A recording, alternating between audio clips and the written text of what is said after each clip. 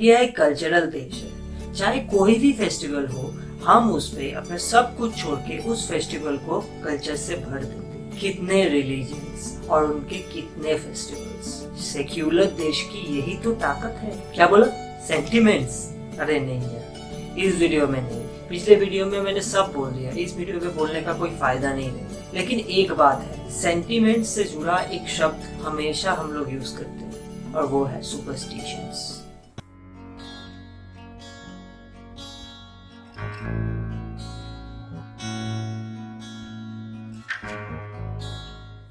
Normal भाषा में बोलूं तो सुपरस्टिशंस ना एक ताकत है किसी भी रिलीजन के लिए। सतीदाह से लेकर नींबू मिर्ची तक सुपरस्टिशंस को क्लासिफाइड किया जाता है 3 टाइप्स में: रिलीजियन, कल्चर और पर्सन। फर्स्ट हम आते हैं रिलीजियन के ऊपर। अभी रिलीजियन और सुपरस्टिशंस के बीच में एक फाइन लाइन है। भगवान एग्जिस्ट करता है या नहीं करता है, ये कोई सुपरस्टिशंस नहीं है। क्या बोला? एथिस्ट।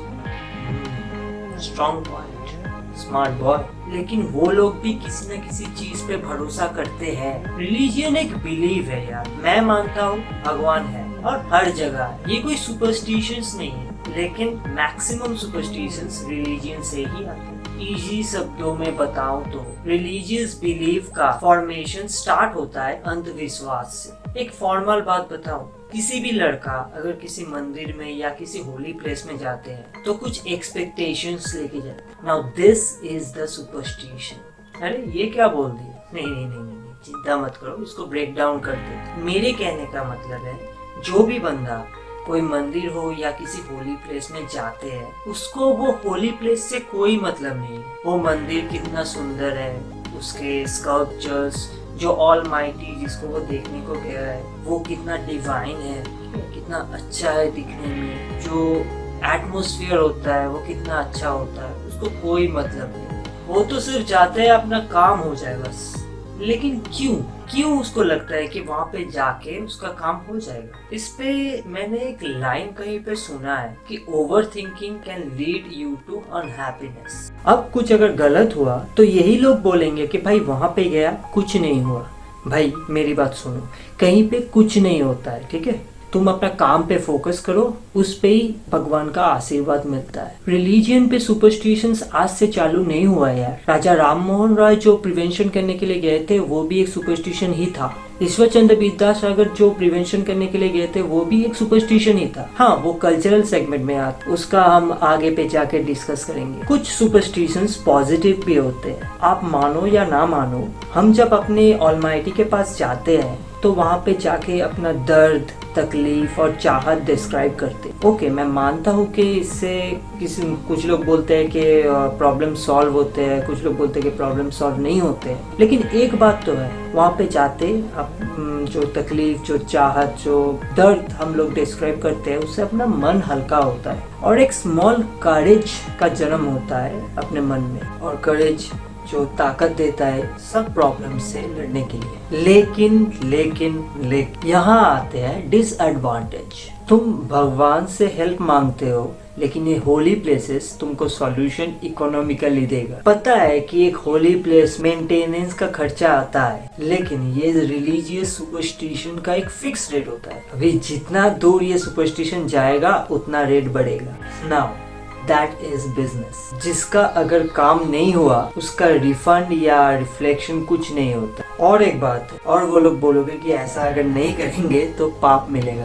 अरे भाई, पाप भगवान नहीं, पाप तुम लोग देते हो अगर सही तरह से हम इकोनॉमिकली आपको हेल्प नहीं करेंगे, ठीक तरह से डोनेशन नहीं देंगे। See, I am not hurting any Hindu sentiments, but it is what it is. कहीं पर तो भगवान को देखने भी नहीं देता है। इतने दूर से आते हैं भगवान को देखने, लेकिन मिशन इज टोटली अबाउट। अब आते हैं कल्चर। इनका अलग ही डायमेंशन चल रहा है। अब कल्चर और सुपरस्टिशंस का भी एक फाइन लाइन है, लेकिन वो टाइम के साथ साथ विजिबल होता है। पहले तो ये बिल्कुल दिखता नहीं था। एंशिएंट टाइम्स एक बाबा आते हैं और वो बोलता है सती को जला दो, विडोज को नॉर्मल लाइफ से अलग कर दो, बाल विवाह करवा दो, इसका बलिदान कर दो, उसका बलिदान कर दो। वहाँ पे किसी अगर एडुकेटेड पर्सन होगा तो वो बोलेगा कि कहाँ लिखा है, वो बाबा बोलेगा शास्त्रों में लिखा है। सुपरस्टिशंस भरे पड़े हैं। जो लोग इनके खिलाफ थे उन लोगों को उस टाइम पे मिलता है एक टैग, एंटी हिंदू। 1800 साल से लेकर अभी 2022 आ चुका। स्मार्टफोन, स्मार्ट वॉच से लेकर अभी स्मार्ट टॉयलेट भी आ चुका है, लेकिन ये एंटी हिंदू का टैग अभी भी नहीं है। मुझे पता है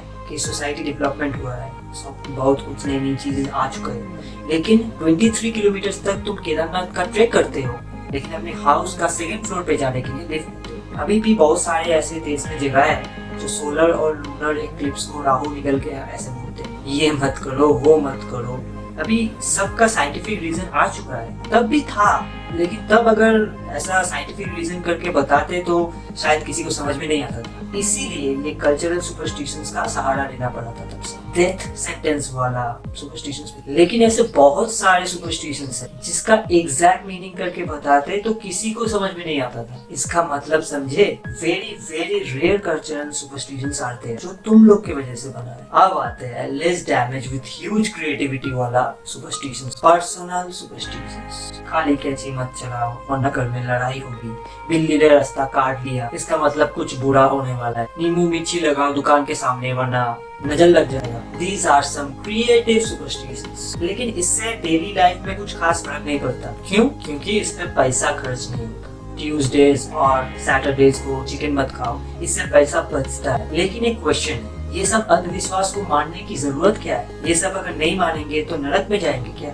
इसका आंसर है नो। ये सुपरस्टिशंस आप मानो या ना मानो, डेली लाइफ में इसमें कोई फर्क नहीं पड़ता। सदियों से चलता आ रहा है, सब मानते हैं, मैं भी मानता हूँ। ऐसा करके ये सुपरस्टिशंस आगे बढ़ता जा रहा है। But as everyone says, everything is not perfect. बहुत सारे ऐसे लोग हैं जो इस चीज को सीरियसली मानते हैं, कुछ ज्यादा ही सीरियसली मानते हैं। अब उससे इफेक्ट होता है। मेरे घर के सामने एक काली बिल्ली था, लेकिन कहीं पे भी उसको खाना नहीं मिलता था। मेरे घर से उसको खाना देते तो सब लोग अनाप शनाप बकना स्टार्ट कर दिए। लेकिन ये चीज अभी बहुत तरह से खत्म हो चुका है, अभी खत्म होने वाला है ये। और आगे जाके मुझे लगता है कि एकदम ना के बराबर हो जाएगा। अब क्या ये सुपरस्टिशंस हम लोग के डेली लाइफ में इफेक्ट पड़ता है? हाँ। क्या हम लोग डरपोक हैं? यस। क्या ये सुपरस्टिशंस को मानने से हम लोग के लाइफ में कोई फायदा होगा?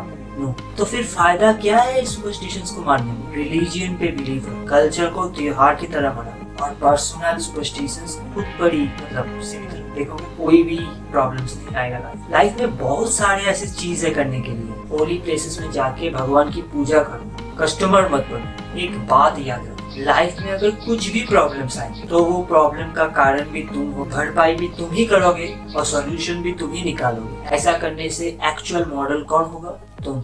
और हारेंगे कौन? सुपरस्टिशंस।